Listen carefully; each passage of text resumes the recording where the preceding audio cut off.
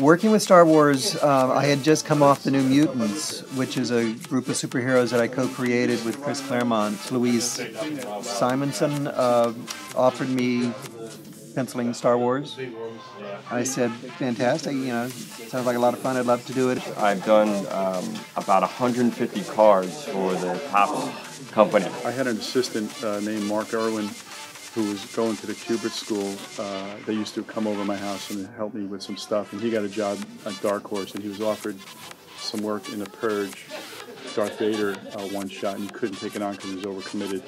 So he had recommended me for the job, which is ironic because he was my assistant, now he was getting me jobs. Now I am the master.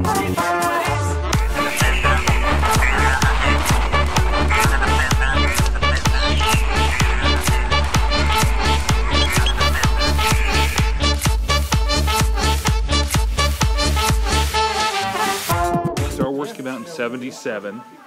I was 13. I remember seeing it first run at the theater. I stood in line for hours waiting to get in.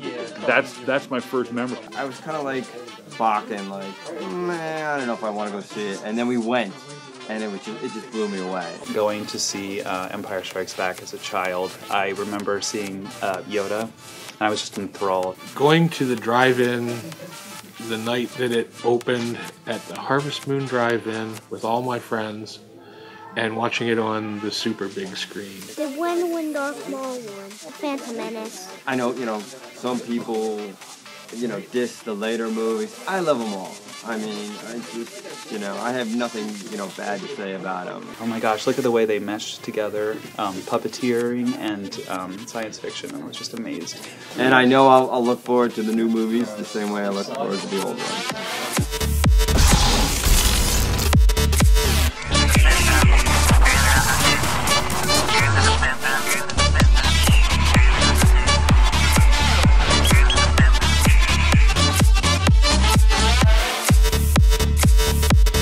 Yoda.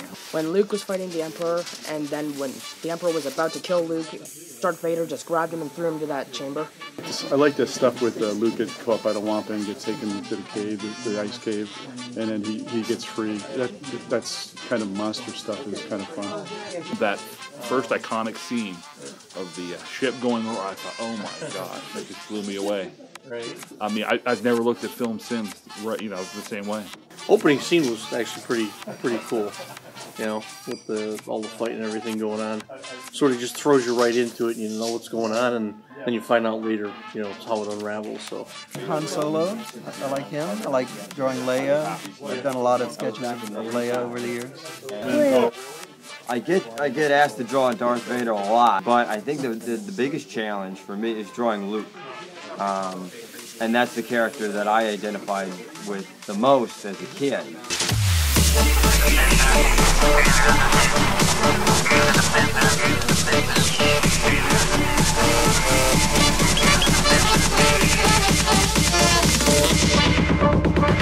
Han Solo on the Tauntaun, that is, I have that still mitten package sitting on a shelf. It was probably my biggest, coolest thing. Just so I could travel around, I wish we had a TIE fighter.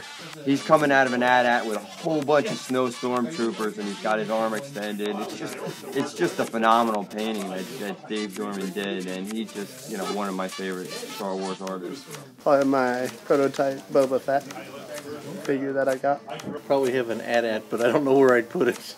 I also have the Millennium Falcon collector box with all the figures loose in it too. I'll say it's my son's just because I don't want to take credit for it.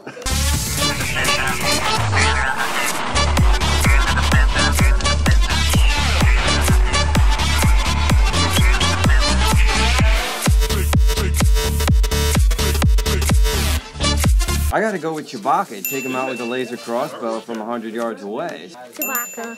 Oh, that'd be a tough one. I'd go with Chewbacca, I think. Definitely Chewbacca. Chewbacca. I think Spock would be able to outthink him. Chewbacca, just because I'm always forever Star Wars. Hands down, Chewbacca. Chewbacca. Oh, definitely. I think it'd be Spock, actually. Slave Leia. The Force will be with you, always.